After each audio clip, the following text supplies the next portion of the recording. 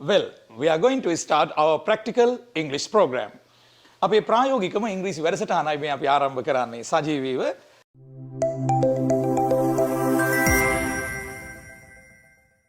පොතේ අද අපි කතා කරන්නේ මෙන්න මේ භාවිත තුන පිළිබඳව. has to, have to, ඊළඟට had to. මේකේ අනිවාර්ය ලක්ෂණය තමයි has සමග to යෙදෙනවා, have සමග to යෙදෙනවා, had සමග to යෙදෙනවා. දැන් ඇත්තටම ඔබට බැලු බැලමට පේනවා මේක අතීත කාලය. මේ දෙකම වර්තමානයි. එහෙනම් පුතේ හොඳට අහගන්න has to කියන්නේ සිද්ධ වෙනවා කියන අදහස දෙන භාවිතය. යම්කිසි බාහිර බලපෑමක් නිසා යම්කිසි බාහිර බලපෑමක් නිසා යම්කිසි බාහිර බලපෑමක් නිසා යමක් කරන්න සිද්ධ වෙනවා කියලා කියන්නේ මෙන්න මේ භාවිතයෙන්. ඒක වචනයේට has to, බහු වචනයේට have to. have විතරක් කියන භාවිතය නෙමෙයි මේ. have to, has to. ඊළඟට ඒකේ අතීතය සිද්ධ වුණා කියන්නේ had to. මට සිද්ධ වුණා මේ දේ කරන්න. යම්කිසි බාහිර බලපෑමක් නිසා යමක් කරන්න සිද්ධ වුණා කියන්නේ had to. නිතරම මේ කොටස් එන්නේ වාක්‍ය මැද්දට. වාක්‍ය නිර්මාණ විදිය හොඳට මතක තියාගන්න. මුලට එන්නේ ක්‍රියාව කරන කෙනා. ක්‍රියාව කරන්නා මුලට එනවා. ඊළඟට මැද්දට මේ කොටස් තුනෙන් එකක් එනවා. ඊළඟට ක්‍රියාපදයක් එනවා. තුන්වෙනුම ක්‍රියාපදයක් එන්න ඕන. දැන් අපි කියනවා නම්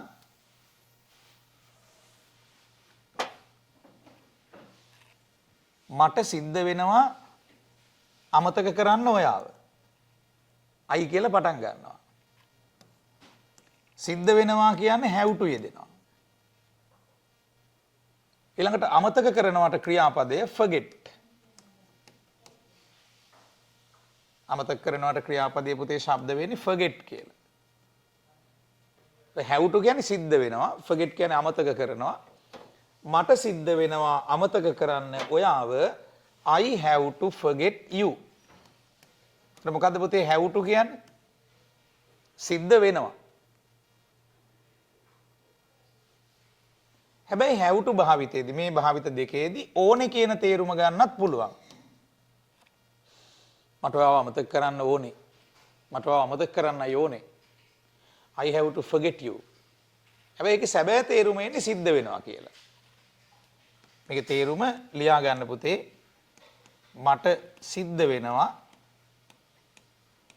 ඔයාව අමතක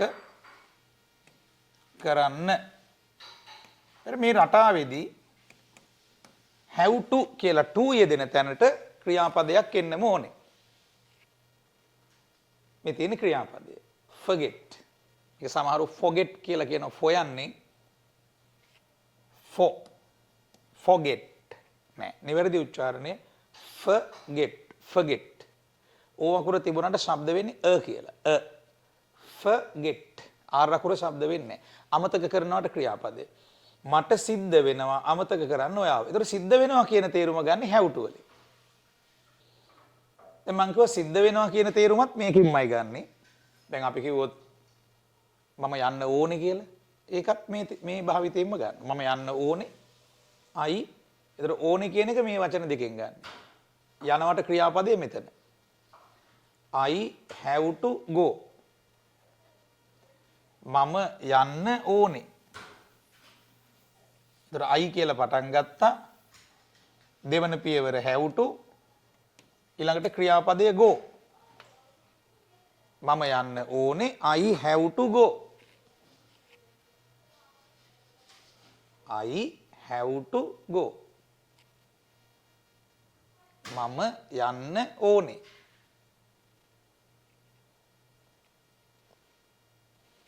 හැබැයි මේ වාක්‍යයේ තේරුම් දෙකම තියෙනවා. මම යන්න ඕනේ. දෙවෙනි තේරුම මට යන්න සිද්ධ වෙනවා. ඒ වගේ මතක තියාගන්න පුතේ I සමග අනිවාර්යෙන් එන්නේ ඕනේ කියන තේරුම ගන්න හෝ මේ සිද්ධ වෙනවා කියන තේරුම ගන්න have to.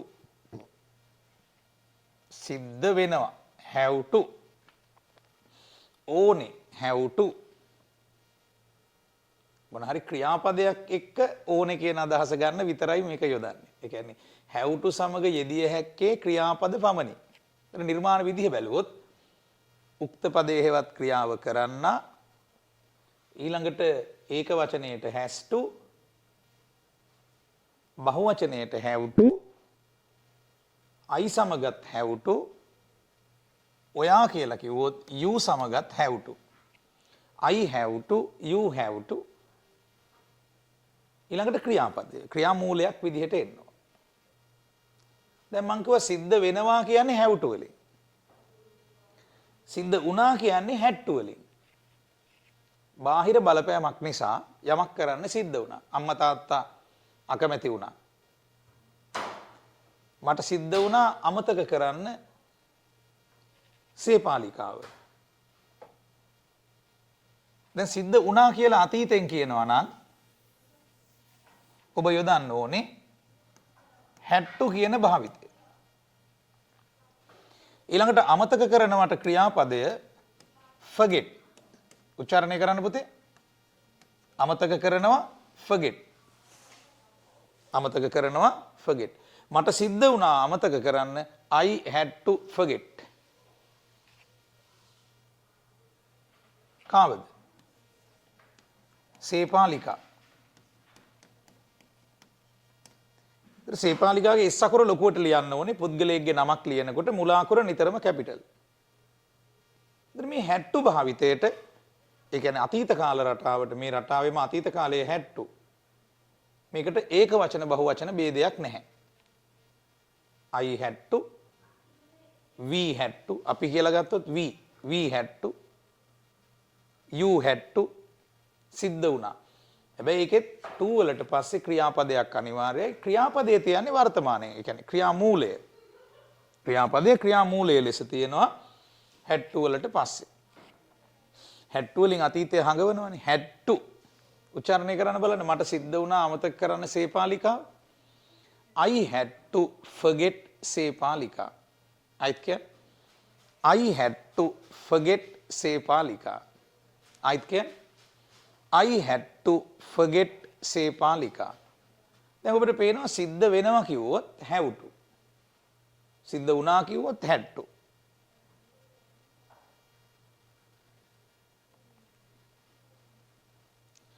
අපිට සිද්ධ වෙනවා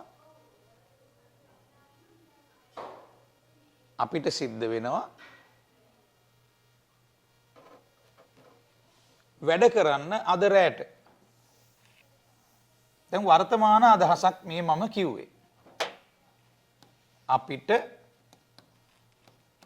සිද්ධ වෙනවා වැඩ කරන්න. අපිට සිද්ධ වෙනවා වැඩ කරන්න අද රැට.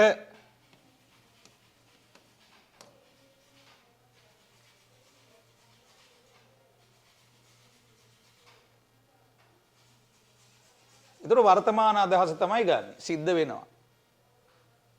වාක්‍ය ආරම්භ වෙන්නේ ක්‍රියාව කරන අයගෙන්. උක්ත පදය කියලා අපි කියනවා we. බහුවචනයට ගැලපෙන්නේ have to. I සමගත් have to. මම කිව්වොත් have to. I have to. දැන් සිද්ධ වෙනවා කියන තේරුම එන්නේ මේ කොටසේ. ඊළඟට ක්‍රියාපදය වැඩ කරනවා work. W O R K. අපිට සිද්ධ වෙනවා වැඩ කරන්න we have to work. මේකට working කියලා දාන්න බෑ. ඊළඟට අද රෑ කියන එක ඔබට පුළුවන් මෙහෙම කෙලින් ලියන්න ඔයා. මම පහලින් ලියන්න. අද රෑ කියන්නේ tonight. We have to work tonight. අපිට සිද්ධ වෙනවා අද රෑ වැඩ කරන්න. We have to work tonight. අද රෑ tonight. Today night කෙනෙක් කෙටි කළාම තමයි tonight වෙන්නේ. We have to work tonight. අපිට අද රෑට වැඩ කරන්න සිද්ධ වෙනවා. හැබැයි දැන් මේකේ තව තේරුමක් තියෙනවා කියලා මං කිව්වා. ඕනේ. have to වලින් ඕනේ කියන තේරුම ගන්නත් පුළුවන්. ඊට කියන්න පුළුවන් යාළුවෝ කට්ටියක් ඉන්න තැන අපි වැඩ කරන්න ඕනේ අද රෑ.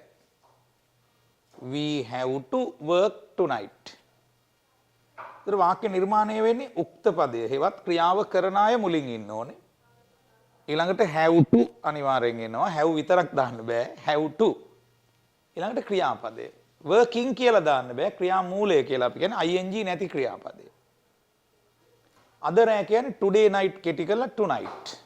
today night කියන්නේ මේ කාලය හඟවන පදේ මුලටම දාන්නත් පුළුවන්. tonight we have to work. නැත්නම් today we have to work. අද අපි වැඩ කරන්න ඕනේ. ඕනේ නැත්නම් සිද්ධ වෙනවා. ඇත්තටම have to රටාවේ තියෙන්නේ තේරුම යමක් කරන්න සිද්ධ වෙනවා ඒ නිසා කරන්න ඕනේ කියන අදහස. මට යන්න සිද්ධ වෙනවා ආච්චිමලා මාතර. ආච්චිමලාමදී මට යන්න සිද්ධ වෙනවනේ. මමනේ ගෙදර වැඩිමලා ඉතින් මං ගිහලා එතන වැඩ කටයුතු බලන්න ඕනේ. එතකොට මට යන්න සිද්ධ වෙනවා. ඒ නිසා මම යන්න ඕනේ. එතකොට කරන්න දෙයක් යමක් කරන්න සිද්ධ වෙනවා. ඒ නිසා ඕනේ කියන තේරුමෙන් ඕනේ කියන එක තමයි මේ have to කියන්නේ. මම යන්න ඕනේ කියන එක එහෙමයි එතන එන්නේ. මම යන්න ඕනේ කියන්නේ I have to go. යාළුවට කියන මචං මේ ප්‍රශ්නේ I have to go now. කාලය හඟවන පදේනේ now කියන්නේ. දැන් ඒක අන්තිමට දාන්න පුළුවන් ඔයාලට. මුලටම දාන්නත් පුළුවන්. එතකොට යමක් කරන්න සිද්ධ වෙනවා ඒ නිසා කරන්න ඕනේ කියන අදහස තමයි මේ රටාවේ තියෙන්නේ වර්තමාන කාලයේදී.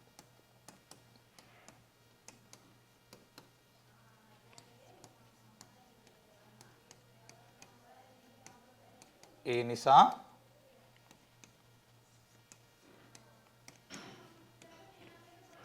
කරන්න ඕනේ කිය. එතකොට දැන් ආච්චි මැරුණ නිසා මට යන්න සිද්ධ වෙනවා මම යන්න ඕනේ නිසා. එතකොට ওই දෙකෙන් එක තේරුමක් ගත්තාම ඇති. මම යන්න ඕනේ. I have to go. එතකොට දැන් කියලා කියන්න අපි යොදනවා now කියන වචනේ. අගට. මම යන්න ඕනේ දැන්. I have to go now. එකවර කියන්න කතා කරනකොට I have to go now කියලා. කියන්න බලන්න එකවර මම දැන් යන්න ඕනේ කියලා. ඕනම දැනග නිකන් වාඩි වෙලා ඉන්නකොට උනත් ඔයාලට කතා කරලා කියන්න පුළුවන් මේක. ආච්චි මැරෙන්න ඕනේ නැහැ. ඉතින් ගෙදර වැඩබල තියෙනවා, කාර්යාලයේ වැඩබල තියෙනවා. මචං මම දැන් යන්න ඕනේ කියලා ඕන දැනග එහෙම මේකෙන් කියලා පිටත් වෙන්න පුළුවන්. I have to go now කියලා. අර හැබැයි එතන අර විශේෂ සඳහනක් තියෙනවා. මේක මේ වෙලාවේ මට කරන්න සිද්ධ වෙනවා. මට යන්න වෙනවා. දැන් සමහර යාළුවෝ මේ අරක්කු බෝතලයක් කඩාගෙන බොන්න යනවා. ඔයත් ඉන්න ඕනේ නමුත් ඔයාගෙන මචං මම යන්න ඕනේ කියලා කියන්නේ. මූණ ඇඹුල් කියලා මචං I have to go now. Wife බලන් ඉන්න. ඒ වගේ මොන හරි ඔයාලට මොන හරි සාධකයක් තියෙනවා වෙන එකක් එදිච්ච දෙයක්.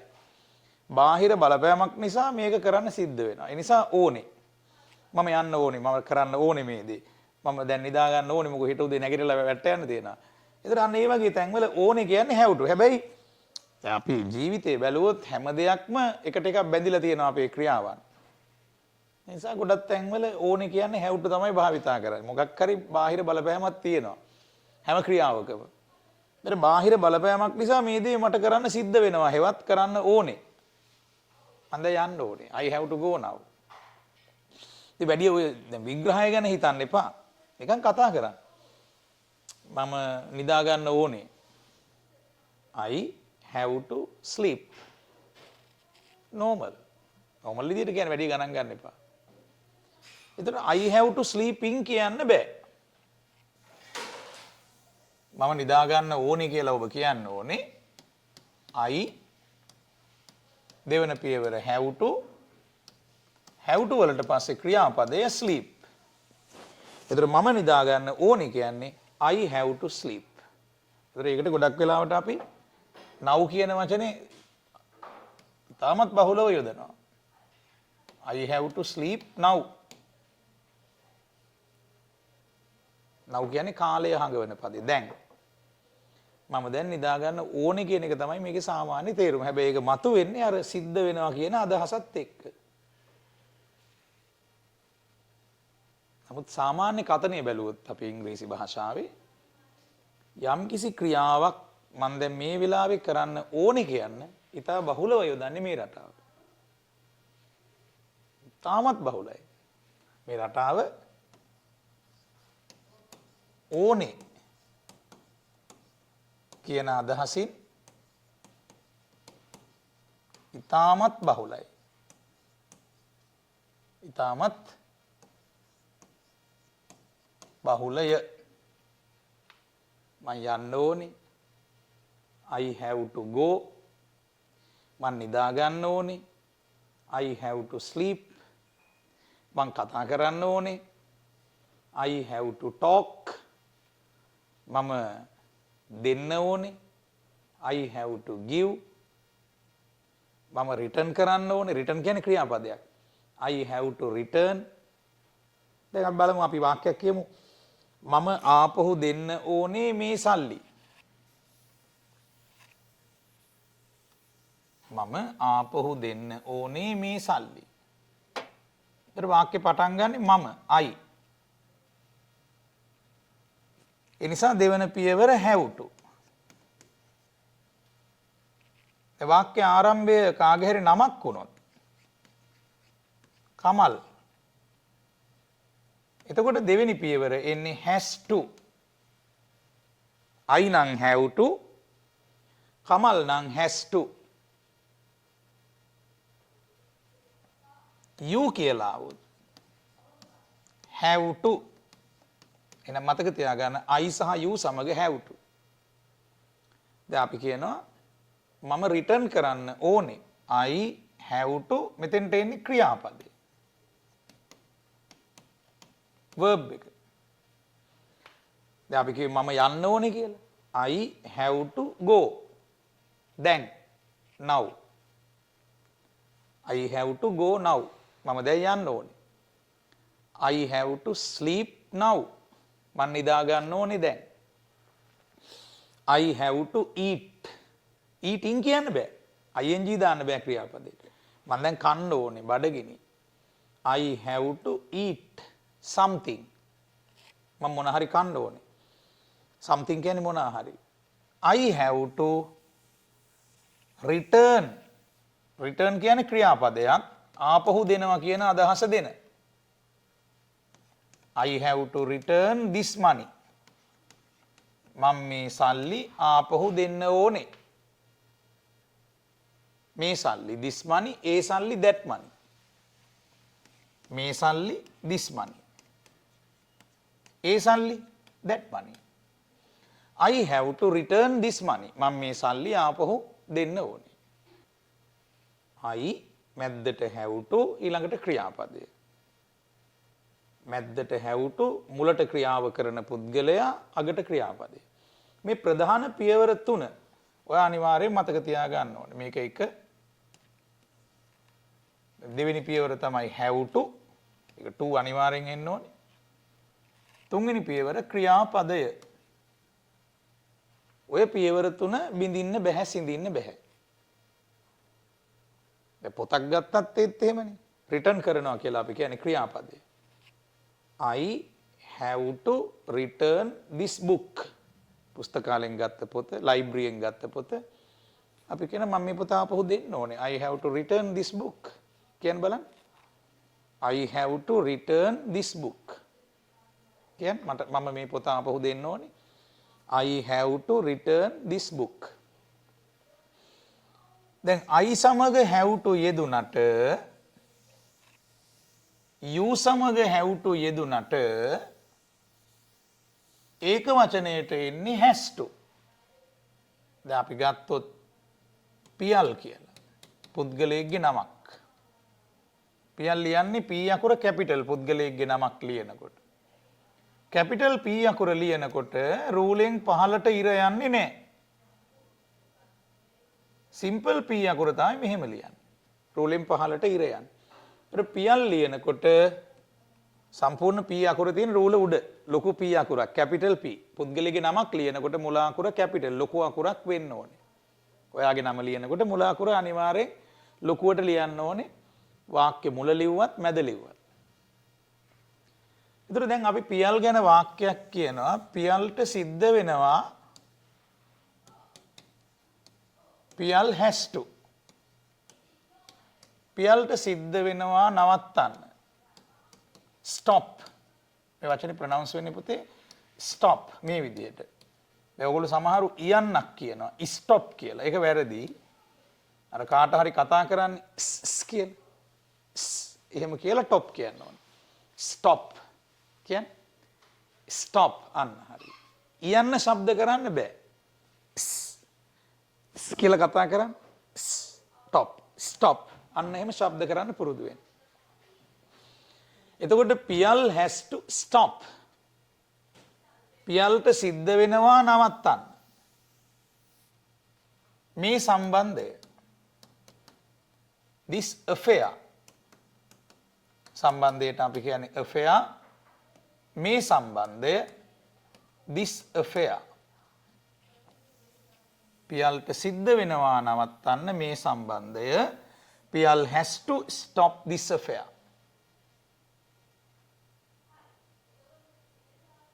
මේ සම්බන්ධය කියන්නේ this affair. ඒ සම්බන්ධය කිව්වොත් that affair. ඒ සම්බන්ධය that affair. පියල්ට සිද්ධ වෙනවා නවත්තන්න ඒ සම්බන්ධය. Piyal has to stop that affair. Piyal ඒක වචනයි ඒ නිසා සිද්ධ වෙනවා කියන තේරුම ගන්න has to වලින්. බහුවචනයට ආවොත් සිද්ධ වෙනවා කියන අදහස ගන්න have to වලින්. හැබැයි ඒකෙන් ඕනේ කියන තේරුමත් ගන්නවා. අපි යන්න ඕනේ. We have to go. Next example. දැන් අපි had to වලින් වාක්‍යයක් ගමු. සිද්ධ වුණා කියන්නේ. ඇය කියලා පටන් ගන්නවා. දැන් අතීත කාලයේ සිද්ධ වුණා කියන්නේ had to. ඇයට සිද්ධ වුණා. She had to. ඇයට සිද්ධ වුණා වෙනස් කරන්න. change. ඇගේ අදහස. ඇගේ අදහස කියන්නේ her mind. ඇයට සිද්ධ වුණා ඇගේ අදහස නැත්නම් ඇගේ සිත වෙනස් කරන්න. She had to change her mind. එතකොට has to have to දෙකටම තියෙන්නේ අතීත කාල එකයි. had to. මම had to ගැන දීර්ඝ පාඩමක් නැවත කරන්නම්.